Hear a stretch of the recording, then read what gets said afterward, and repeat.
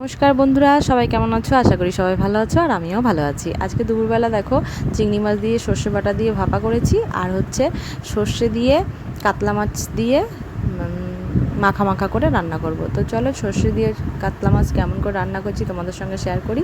জিরে ফোড়ন দিয়ে দিয়েছি, শুকনো লঙ্কা ফোড়ন দিয়ে দিয়েছি, দেওয়ার পরে যে বাটাগুলো পেঁয়াজ সর্ষে আর 2-4 কোয়া রসুন একসাথে বেটেছিলাম সেটা দিয়ে দিয়েছি, নুন হলুদ দিয়ে ভালো করে নাড়াচাড়া করেছি। নাড়াচাড়া করে 2টো কাঁচা লঙ্কা দিয়ে দিয়েছি, তেল ছেড়ে দিলে জল ঢেলে দিয়েছি। জল ঢেলে দেওয়ার পরে মাছ ভাজাগুলো দিয়ে দিয়েছি আর ধনেপাতা দিয়ে দিয়েছি। দেওয়ার পরে একটু ফুটাতে হবে, 2-5 মিনিট ফুটানোর পরে নামিয়ে নিতে হবে। মাখা মাখা বেশ রান্নাটা হবে। চলো বন্ধুরা, রান্না রেডি হয়ে গেছে। তো এখন খেয়ে নিই। তোমাদের কেমন লাগলো অবশ্যই কমেন্ট করে জানিও। ভালো লাগলে লাইক কমেন্ট শেয়ার করে দিও, সাবস্ক্রাইব করে দিয়ে আমার পাশে থেকো। আবার কোনো ছোট্ট রান্না নিয়ে তোমাদের সঙ্গে দেখা হবে। এখনকার মতো টাটা, বাই বাই।